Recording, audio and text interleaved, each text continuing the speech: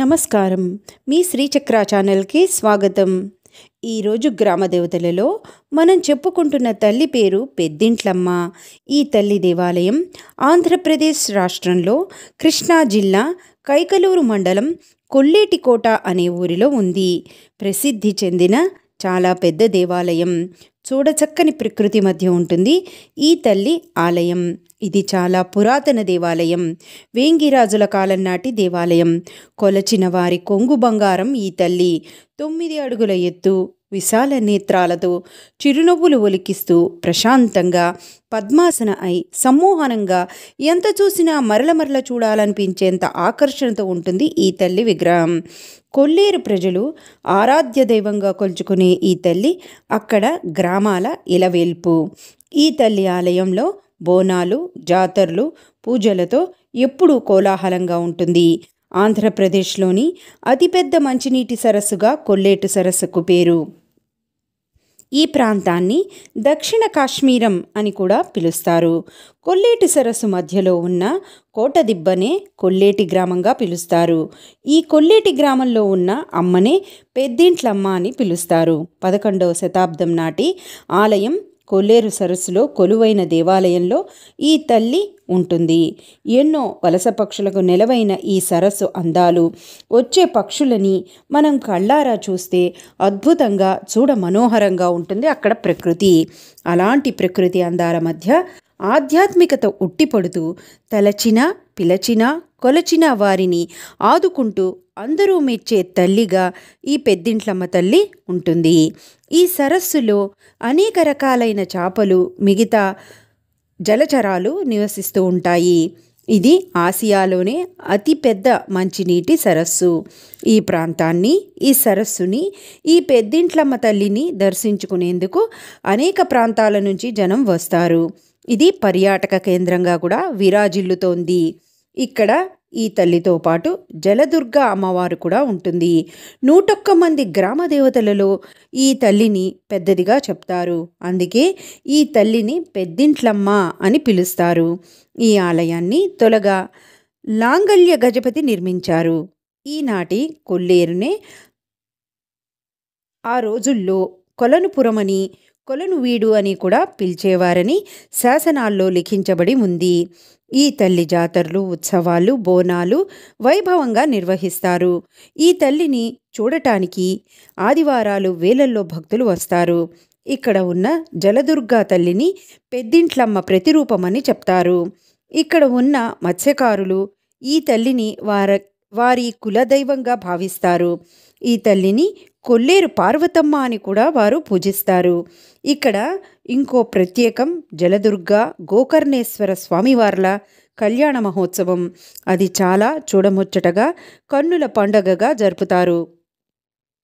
ఆ తర్వాత రథోత్సవం ఘనంగా జరుగుతుంది. ఇక్కడ అమ్మకి పొంగళ్ళు, నైవేద్యాలు వండి సమర్పిస్తారు. ఉత్సవాలప్పుడు భక్తులు వంటలు చేసుకోవడానికి దేవాదాయ శాఖ వారు ఇక్కడ టెంట్లు కూడా ఏర్పాట్లు చేస్తారు. అమ్మకి అనేక రకాలుగా మొక్కులు తీర్చుకుంటూ ఉంటారు. ఇక్కడ కేశ ఖండనశాల కూడా ఉంది.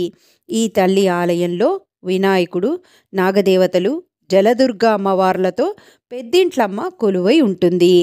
స్థానిక కథనాల ప్రకారం ఈ ప్రాంతాన్ని కొలను విషయ, సాగర విషయ అని కూడా పిలిచేవారట. ప్రస్తుత తల్లిని ఒరిస్సా రాజు అంబదేవరాయ 11వ శతాబ్దంలో నిర్మించాడట. ఈ తల్లిని మాతంగిదేవి అని, పెద్దింట్లమ్మ అని కూడా పిలిచేవారని చారిత్రక ఆధారాలు ఉన్నాయి. ఈ తల్లి ఎరుపు వర్ణంలో ఉంటారు. ఒరిస్సా, అస్సాం, తెలంగాణ, ఆంధ్రప్రదేశ్, తమిళనాడు ప్రజలే కాక ఈ తల్లిని దర్శించుకోవటానికి ఎక్కువ సంఖ్యలో దేశ విదేశాల నుండి కూడా భక్తులు వస్తూ ఉంటారు. 5 అంతస్తుల పంచకలశ రాజగోపురంతో ఎంతో వైభవంగా ఉంటుంది ఈ తల్లి ఆలయ రాజగోపురం. ఈ గోపురం మీద ఉన్న దేవతామూర్తులు మనకు ఆధ్యాత్మికతను, భక్తిభావాన్ని చాటి చెప్తాయి. ఈ తల్లి ఆలయం దేవాదాయ ధర్మాదాయ శాఖ వారి ఆధ్వర్యంలో ఉంటుంది. ఎన్నో కార్యక్రమాలు ఇక్కడ నిర్వహిస్తారు. కళ్యాణోత్సవం సందర్భంగా గోకర్ణేశ్వరుడు ఈ తల్లి ఆలయానికి వస్తాడు. ఈ తల్లి ఆలయానికి 2 కిలోమీటర్ల దూరంలోనే ఈ స్వామివారి ఆలయం కూడా ఉంది. అది చాలా పురాతన దేవాలయం. ఇక్కడ స్వామి గోకర్ణేశ్వరుడిగా పిలువబడుతున్నాడు. భక్తులను కరుణిస్తాడు. కళ్యాణం, జాతరలకు ఈ ఆలయం అంగరంగ వైభవంగా ఎంతో సుందరంగా అలంకరిస్తారు. ఈ కళ్యాణోత్సవాన్ని పురస్కరించుకుని స్వామి దేవేర్ల దర్శనానికి భక్తులు లక్షల్లో తరలి వస్తారు. ఇక్కడ గోకర్ణేశ్వర స్వామి, జలదుర్గా అమ్మవార్ల సంబంధించి ఆసక్తికరమైన కథ ఒకటి ఉంది. ఈ ప్రాంతంలో ఒక వృద్ధ దంపతులు నివసిస్తూ ఉండేవారు. ఒకరోజు ఆ వృద్ధురాలు పూజకన్నీ సిద్ధం చేయగా అక్కడే ఆడుకుంటున్న ఒక చంటి పిల్లవాడు అక్కడ సిద్ధం చేసి ఉన్న అక్షతలో అల్పాచనము అంటే మూత్ర విసర్జన చేశాడట. అది తెలియని వారు వాటితోనే పూజ చేయగా అవి బంగారు అక్షంతలుగా మారాయట. ఇది తెలుసుకొని గ్రామంలో వారు కూడా అలా చేయటం ప్రారంభించారు. దీనికి శివుడికి కోపం వచ్చింది. శివుడు ఒక సాధు రూపంలో వచ్చి ఆ వృద్ధ దంపతులను అక్కడ నుండి వెళ్ళిపోమని, ఈ ప్రాంతమంతా అగ్నికి ఆహుతవుతుందని తెలిపాడట.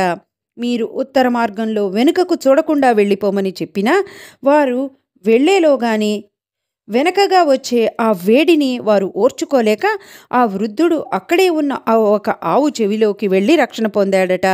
ఆ వేడి తగ్గిన తర్వాత ఆయన బయటికి వచ్చి తన భార్య ఎక్కడుందని వెతకగా అక్కడికి 2 కిలోమీటర్ల దూరంలోనే ఆ వృద్ధురాలు జలానికి దగ్గరగా శిలగా మారి ఉందట. గోకర్ణంలోంచి వచ్చాడు కాబట్టి ఆ వృద్ధుడిని గోకర్ణేశ్వరుడిగా, అక్కడే జలమును సమీపంలోనే శిలగా మారిన ఆ వృద్ధురాల్ని జలదుర్గగా పిలుస్తారు. ఇక్కడ జరిగే తిరునాళ్ళు మన కళ్ళతో చూడాల్సిందే కానీ మాటలు చాలవు. ఈ ఉత్సవాలు 16 రోజుల పాటు ఎంతో ఘనంగా జరుగుతాయి. ఇక్కడ నిత్యం కుంకుమార్చనలు, ప్రత్యేక పూజలు జరుగుతూ ఉంటాయి. ఆ వృద్ధ దంపతులు పార్వతీ పరమేశ్వరుల అంశలని చెప్తారు. త్రిశూలం, ఢమరకం 2 చేతులలో ధరించి విశాల నయనాలతో ప్రసన్న దృక్కులతో కొలిచేవారి కొంగు బంగారమై తన బిడ్డలని కళ్ళ నిండా చూసుకుంటూ ఏ ఆపద రాకుండా కాపాడే తల్లే ఈ పెద్దింట్లమ్మ తల్లి. సృష్టి స్థితి లయకారిణి, అమ్మలగన్న అమ్మ.